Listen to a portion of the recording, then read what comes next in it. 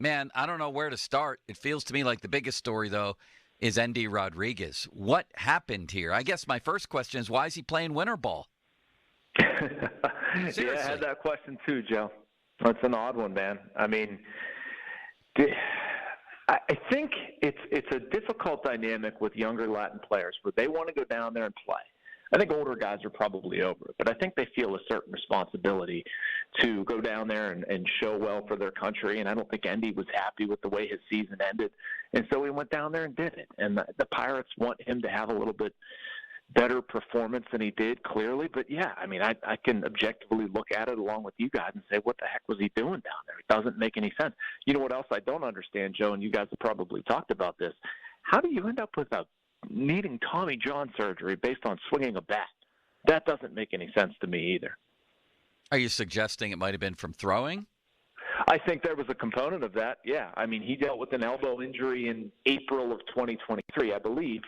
But I'm saying with all the ball that Endy played, all the different things that happened in 2023, like to me it's just an input, and you're saying, why is this guy playing winter ball? I think about, he's done a lot this season, including overcoming an elbow injury. Like, why am I going to sort of chance that or risk anything happening? Like, just go enjoy your off season, I guess is the point I'm trying to make. Yeah, and you figured he was going to come in here and catch a ton of games, which is obviously, a high wear and tear position. It just doesn't make any sense to me, but it happened. And what did they lose here, and how do they fill that position? Is it going to be Hank Davis catching most of the time? Pretty much. Yep. I mean, I don't want to say Hank Davis is going to be catching most of the time, but I think Hank Davis is actually going to be catching. We've had quite a few fake-outs with that. Jason DeLay is going to probably assume more of a prominent role. I know I'm not going to, warm everybody's hearts with this, but, I think it's interesting that Davis is going to get a chance to do it.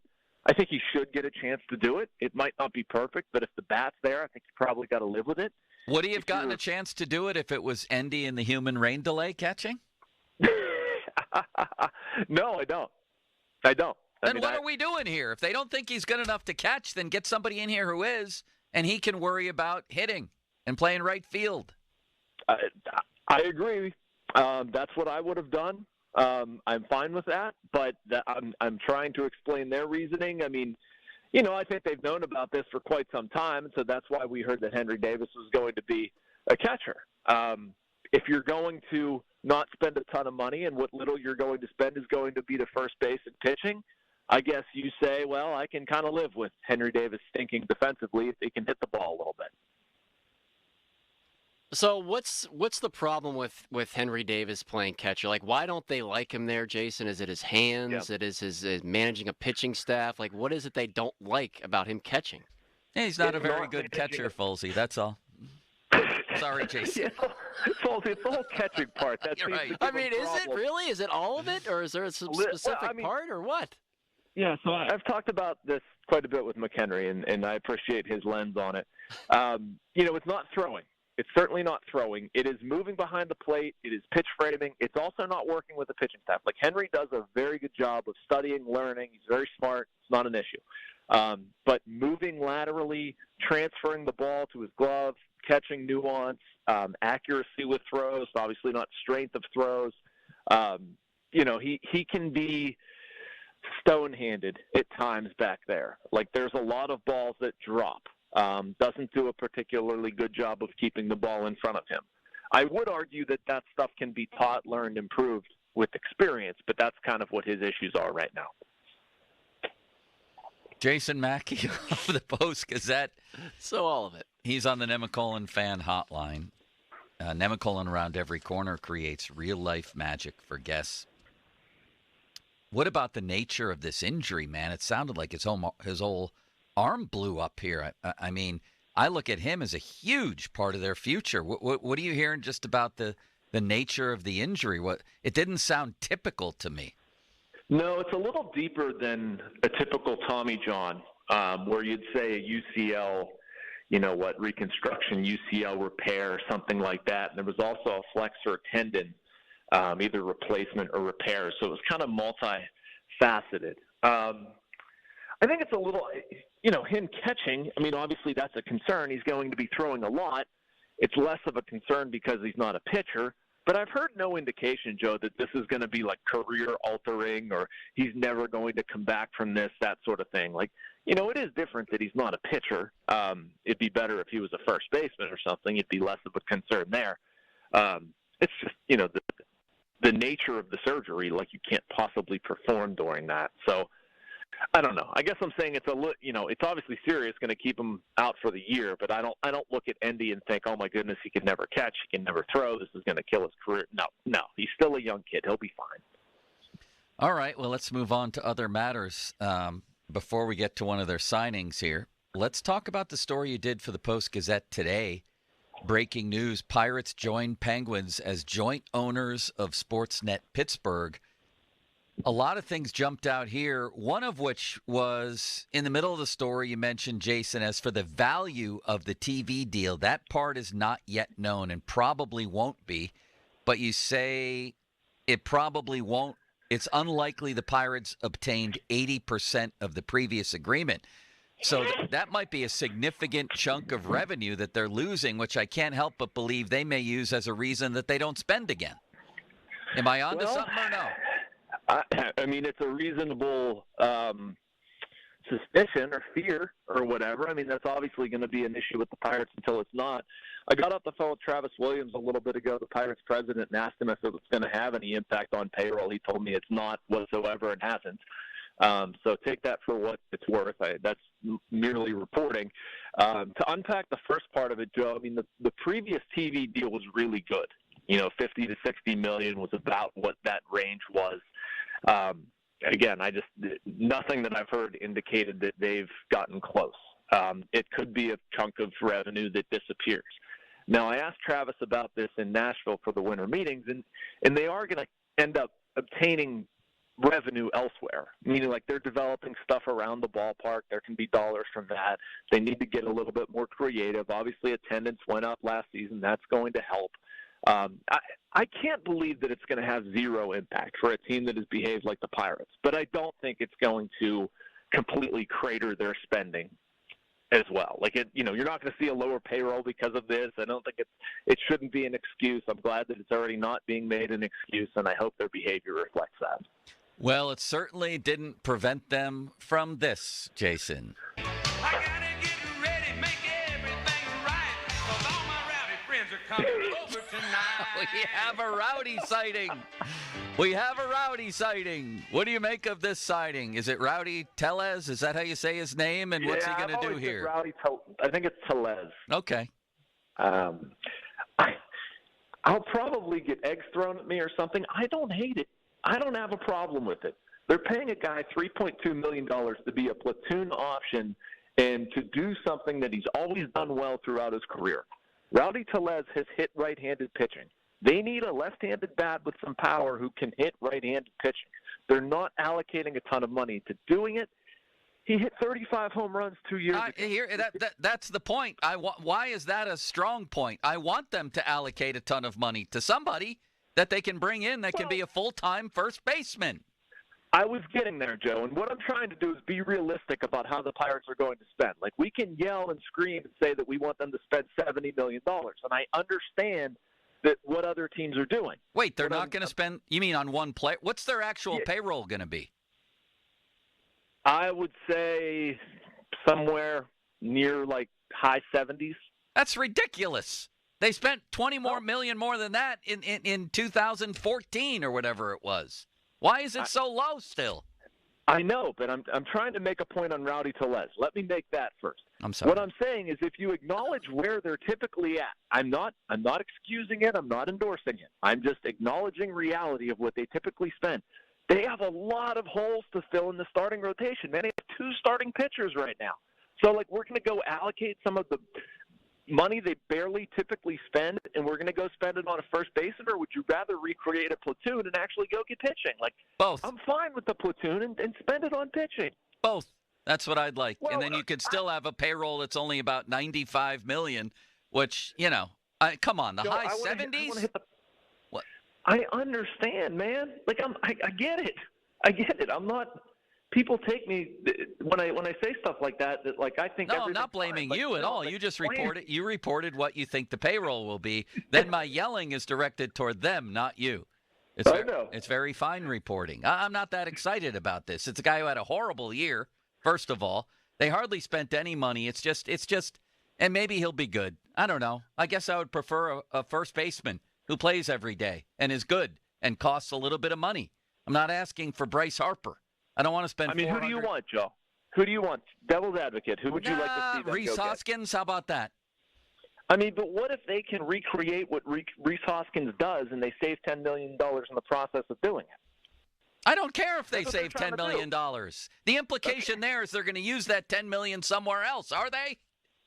Now Well, I I'm mean, running I'd out hope of breath. so. I mean, they're still not going to spend enough to satiate fans, and I understand that. I'm not trying to say that they are, but what I'm trying to say is there's a finite number of dollars that they're going to spend on players. It's how you use those dollars. Why is And the we can have finite? a Why separate is the conversation finite about number? raising payrolls? I get it. Why is the finite number in the high 70s? Why is it 20 million less than 10 years ago? I know. I mean, they'll talk about they, not me, will talk about building an incrementally growing payroll, and they want to create a sustainable model where it doesn't go too high, it doesn't go too low. And they're going to talk about if they win more, they'll spend more. I disagree with the concept, but like that's the answer to your question. If they win more, they say they will spend more. If you come No, more, that's they a say they will spend euphemism more. for if attendance rises, we'll spend more. Not if we win more. Yep. The real statement there is if we win more and you show up and watch our product, then we'll spend more. It's always us first, then them, instead of them first, then us. I understand what you're saying, Joe. I understand, and I get why people get upset about that. That's fair. I am repeating what Charrington said at the winter meetings. Like he said, we hope that as we win more, that goes up. That is darn close to a direct quote, which I disagree with. I think you should spend and then win, and people show up and spend more and win more, and more people show up, and like that's your responsibility of owning a team. But again, that's how I would run the team, not the way it currently is constituted. It's kind of backwards. When's the clock start ticking on him? He's had a number of top 10 picks that now should all be in the lineup this season. He's handed out contracts to guys that need to produce, and it's up to him to go find some people who can make up for these injuries and who can help them win. When does the clock start really ticking on him, and Shelty for that matter? Right now? Why can't it tick right now? The only thing, I think it's fair to evaluate all of it. The only thing I tend to say is it's December, whatever. Can we wait until February?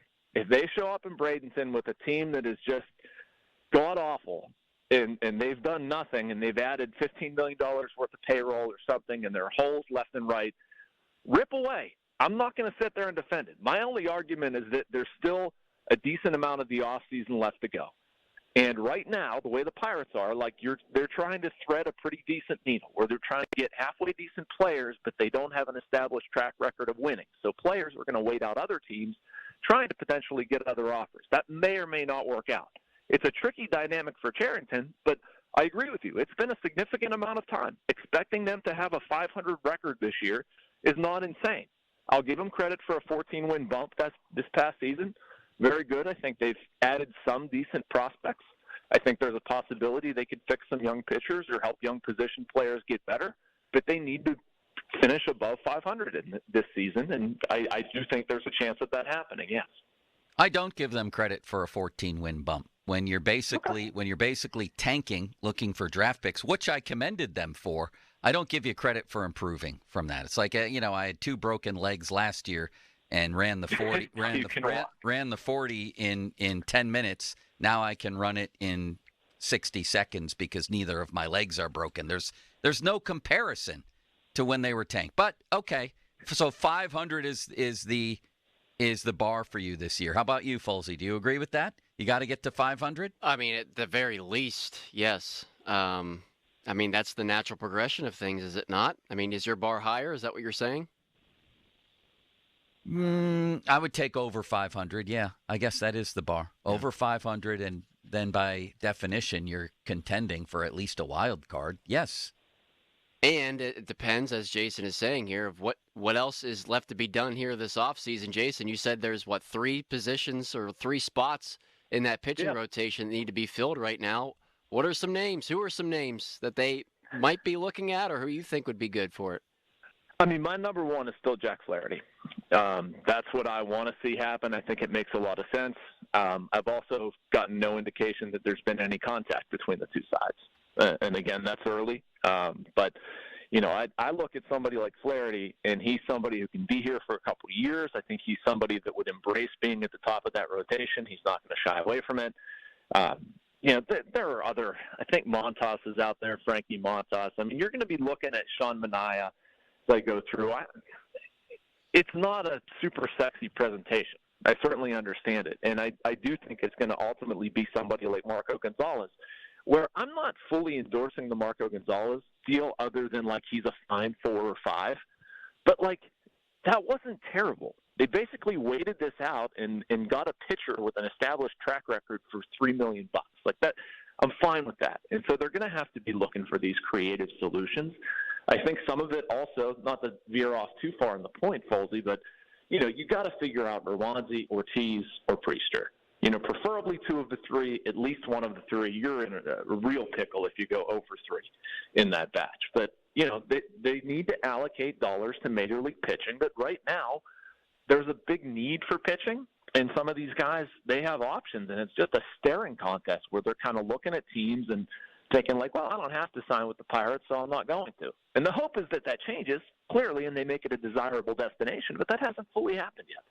Well, the way to make it a desirable destination is to write them a check. So instead of creative, cheap solutions, how about an obvious, expensive one? I'd sign up for that.